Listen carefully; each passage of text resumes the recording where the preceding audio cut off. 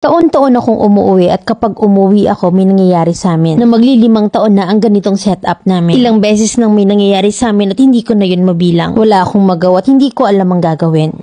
May boy best friend ako at 22 years old na siya. At ako naman ngayon ay 19. 2020 nang magkakilala kami at pinakilala siya sa akin ng isang kaibigan sa isang inuman. Simula nun ay araw-araw na kami nagkaka-text at minsan ay gumagala kami ng kaming dalawa lang. Inaaya niya akong mag-stroll gabi-gabi sa motor at naglalandian kami na parang mag-jowa. Hinahatid niya ako sa bahay namin pagkatapos namin gumala at may pakis pa sa forehead after nun. At dun na nga nagsimula ang lahat. Unti-unti na akong nahulog sa kanya at siya rin sa akin. Natigil lang kami kasi nga may pasok na. Year 2021, grade 10 ako that time at siya naman ay first year college. Lumipat ako sa Cebu dahil doon ako mag-aaral at siya naman ay naiwan dito sa Davao. Kaya nagkaputol-putol yung connection namin at nagkaroon kami ng kanya-kanyang love life. Bakasyon nitong taon nung umuwi ako sa Davao at nung mga panahon yun ay naghiwalay kami ng jowa ko. Broken na broken ako ng mga panahon yun at wala akong ginawa kundi ang mag-inom at umiyak. At eto namang kaibigan kong lalaki ay kino-comfort ako. Nagkainuman kami at lasing na lasing ako noon at halos hindi na ako makauwi sa sobrang kalasingan. Sinabi ng best friend ko sa mga kaibigan ko na siya na raw yung bahala sa akin pag uwi para daw safe. At pumayag naman ng mga kaibigan ko kasi nga best friend ko siya. At may tiwala sila kasi wala namang mali siya doon. Dinala niya ako sa bahay nila at doon niya ako pinatulog. At nung gabing yun ay doon na may kauna-unahang beses na may nangyari sa amin. Masyadong mabilis ang pangyayari at sadyang gusto naming dalawa yon. Na umabot kami ng 3 rounds at masaya kami parehas. Kinabukasan ay umuwi na ako sa bahay na parang walang nangyari para hindi kami mahalata. Kinausap ko siya tungkol sa girlfriend niya at sinabi niyang matagal na daw silang hiwalay. Pero nalaman ko na hindi pa pala pero pinagpatuloy pa rin namin. Naawa ako sa babae pero nagbulag-bulagan na lang ako dahil dinidinay naman niya sa akin at mahal ko na siya. Lumipas ang taon at nagkaroon kami ng parehas na kanya-kanyang love life. Na kahit pa iba-iba kami ng mga nakakalandian ay may nangyayari pa rin sa amin ng patago. Hanggang sa sinabi ko na sa mga kaibigan ko at ang sinabi lang nila sa akin ay matagal na raw nilang alam dahil halata naman daw. Kilala ako ng pamilya niya at kilala rin siya ng pamilya ko pero hindi alam yung mga nangyayari sa amin. Dahil ang pagkakaalam nila ay magkaibigan lang kami. Na kapag nasa Davao ako at kahit na may jowa kami parehas ay inilulutuan pa niya ako at pinagdadrive. Walang oras na hindi kami magkasama at umaabot pa sa point na pinagseselosan na kami ng mga jowa namin. Pero dinededma lang namin yun at sinasabi naming mag-best friend lang kami. Hindi ko na alam kasi nagkaaminan na rin kami ng feelings at lahat-lahat na. Pero wala pa rin kaming commitment dahil takot kami parehas na baka mawala kung anong meron sa amin. Na kapag nilagyan namin ng level, kumbaga baka masayang ang pagkakaibigan naming dalawa. Wala akong magawa at hindi ko alam ang gagawin. Maglilimang taon na ang ganitong setup namin at ilang beses nang may nangyari sa amin na hindi ko na mabilang. Taon-taon kasi akong umuwi ng Davao at kapag umuwi ako ay may nangyayari sa amin. At ang pinakalas ay noong December 2024 at panigurado ako na ngayong pag-uwi ko ngayong Pasko ay meron na namang mangyayari sa amin panigurado. Second year college na ako at siya naman ay nakapagtapos na. Pero ang bumabagabag sa akin bakit hindi niya ako kayang i-pursue. Na kahit na nga pag may nangyayari sa amin iramdam namin na mahal namin ang isa't isa. Kinakausap siya ng mga kaibigan ko at sinasabi niya sa akin na hindi niya kayang LDR. May times din na sinasabihan niya ako na mahal niya ako at wag na akong bumalik pa ng Cebu at dun na lang ako sa kanya. Gusto ko lang humingi ng payo at magparilitok na rin, Mami Len. Na para magising ako kasi gulong-gulo na ako, Mami Len.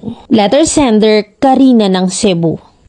Sa malinaw mong kwento, nagtatanong ka sa akin kung bakit hindi ka magawang panindigan. Na bakit pa ile-level up nagkakaari naman ng bare minimum. Na nagkakatiki man naman ng walang label. Na bakit pa nga ba nakukuha naman sa'yo ng hindi namumuhunan. Hindi ba maarok ng isip mo kung bakit? Sa status yung dalawa ko yung lugi habang siya naman tiba-tiba. Why? Pumapayag ka kasi. Sino bang mag-e-effort sa klase mo kahit hindi hingin binibigay? Your dignity should always be louder than your own body's selfish desire. If you don't carry yourself with respect, don't expect others to hand it to you. College ka na, diba? Sana nakukuha mo yung point ko. Na ang madaling makuha, mabilis mawala ng halaga. Pagdating ng oras, madaling i-dispatcha. Maraming easy ngayon na halos mawala ng value sa mga sarili nila. Wala ng dignidad at delikadesa. Proud na proud pa yung iba dyan na nakakarami sila. Real talk lang.